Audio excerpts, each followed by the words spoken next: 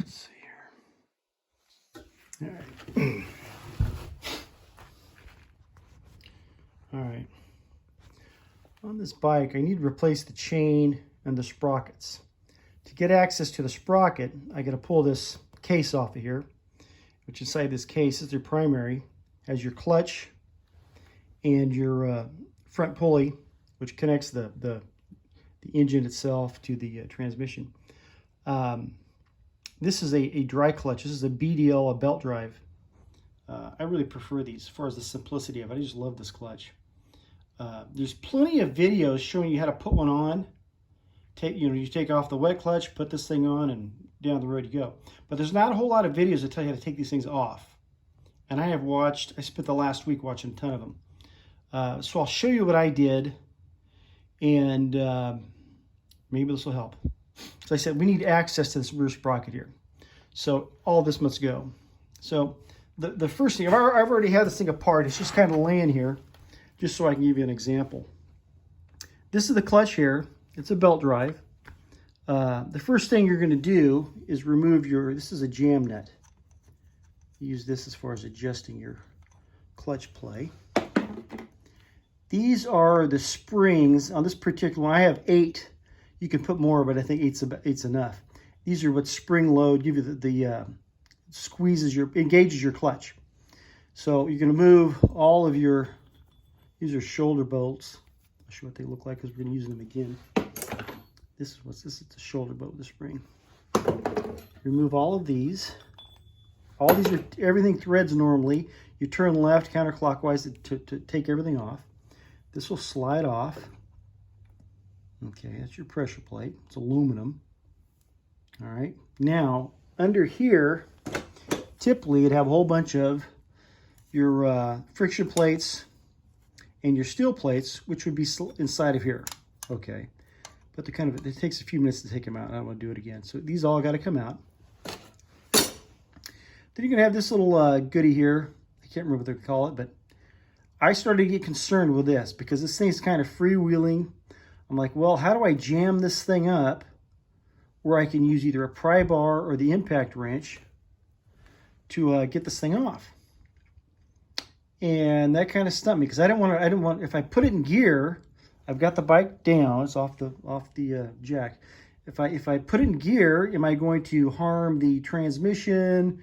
I was kind of concerned because I don't want to do any damage. Finally, I just got tired of waiting on it, and so I put the impact wrench on it. This is reverse thread, or I think they call right hand. Instead, when you're typically screwing something on, well, that screws this thing off. It's threaded just the opposite of what is normal. The other one over there is a regular thread. But anyhow, I put the impact wrench on it, and took a minute, a couple of pops, and finally this broke free. And it's not much. This is the, you'll see there's a what do you call it? A grease seal there, which obviously doesn't seem to be working. But this thing isn't, it's not that big a deal. Luckily, there's enough grease on it. There was no, I don't think they used any Loctite on it. So now, once we got this off, this thing wasn't ready to jump off yet. Okay. And even then, I got to thinking, well, God, do I need to remove these things? What am I doing here? Finally, I put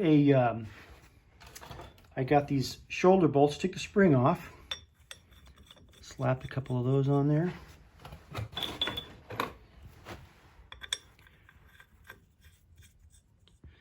And there's this style of puller, which I thought is what I was going to use. I have a bigger one than this that I was going to use. This doesn't work. You don't have enough room around this thing to use that. So it was this style of puller that, I'm not sure what they call this. It's a good size. It's about 6 inches, 8 inches long. Anyhow, this is what I used. If you could see, it's going to go on like this. You get the gist of it. But basically, it didn't take much and broke free. Then I was able to slide the thing, get it moving. But I was able to use the existing shoulder bolts here, which hold the spring bolts. So this was helpful. But you're going to need one of these. I think you could rent one of these at like O'Reilly's or some of the auto places. You could rent one of these. It's got to be the width of this thing here. Okay. Now, once I got this broke free, like I said, it didn't matter to have, I didn't need to have this thing jammed up. I was going to put a towel around it or something, or a piece of wood to keep it from moving, because I thought it was necessary. It wasn't. This thing broke free without any of this moving at all. So that was a load off my mind there. It wasn't affecting the transmission or anything. I may have said too, you should disconnect your battery, because you don't want to, you could, this could engage, I believe, if you pull on it, you could mess you up. That's the starter. Okay, now, this is free. We've got this thing loose now. You use the puller and it wants to move, okay? This is not going to come off unless you get this to come off with it. I tried to get the belt to slide. Everything was too tight. It wasn't working. I thought maybe we could just, slide this thing out with it. Wasn't happening. And so as I pulled this thing off, it was getting tighter, and I was going to damage the thread on this here, which I really don't want to do. Okay, so I had to bite the bullet. I had to go down and buy a bigger socket. I think this is 1 5/16, which is a little bit too big. Anyhow, this is a regular thread. Is that the one I've ever taken off? Anyhow, we impact wrench. It's a regular thread. That came off okay. That wasn't too big a deal. Obviously, there was no Loctite on that one. Then once I got the bolt off, you can't see the thread, but the thread's in there. This thing didn't want to come off either. Just because I got the bolt, it was still locked on there pretty good. So this is where I was kind of in trouble, because there was no way this type of a puller can't fit back here. When this thing's on, there's no room around this portion over here. So what I did is I wanted to use this style again. I thought maybe I could use these holes here, screw a bolt into them, but they've already been stripped. Someone's already tried that and it didn't work out. Okay, so I ended up down and bought these long bolts. Let's see if I can get that in focus here. And I shaved the heads about half the size there. You see, they're not as thick as normal. Because what I had to do is I had to put a washer on the end of it. I had to get this washer under here. Okay, now there's a bunch of room here now, but when this thing's on, it's just really no room. I can barely get this on there, but you'll notice it fits right in that groove there. Okay, and so I did another one. And where is it? Oh, it's in there. I did another one on this side, but I actually put a bigger washer on it. You'll see, let me see here. I shaved the head down, thin it out, then I put a wider washer on it, this one here, and I was able to slide this thing here. Had to work it in there a bit. Doesn't want to do it now, but anyhow, it goes behind there, it hooks in. So I got these two bolts sticking out, like this. Then I was able to slide them in between here, get this thing twisted. Boom, didn't take much, this thing popped. Now, she's loose. Now the whole thing comes off. Okay, no big deal. I think everything's, I don't know what they call it, I can't think of it. Anyhow, you can't do one without the other. At least I couldn't. Maybe somebody else could. But I couldn't separate. I kept thinking, well, if I could just get that belt to slide off. I didn't want to take this pulley off. I didn't want to mess with it.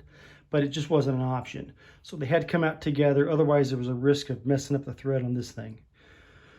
And right now, the whole thing just pulls right off. So if you remove the jam nut, remove all your spring bolts and everything, all of these here, they go along this way. Then you've got that one nut left here. Make sure, remember, it's reverse thread to take it off. Hit it with an impact wrench, or you could hit it with I think if you used a pipe or a breaker bar, you'd end up kind of messing with this thing a little bit. It might not work as easily. Impact wrench, excellent. And then, like I said, use the shoulder bolts to go back in here. Get you one of those pullers. You might even be able to create something like that if you're that handy. Slap that on there to break it off, and then make sure you got to do the same thing over here. But you might need to get a little creative, because you got to get behind that pulley like I said, I was able to jam this back there, and then we jerked that thing right out of there. So hopefully I didn't confuse this thing, but if you got to pull this thing off, they're very simple. I love this as a clutch. It's just such a simple design. But it's really nice. If you got the tools, you can get this thing off. You just, it's depends on how much. A lot of guys use a lot of Loctite, and you got to break that stuff free. I don't use a whole bunch of Loctite. So I might have to take this thing off again. Anyhow, best of luck to you. That's a BDL clutch. Not too tough to take off with a couple of tools. See you.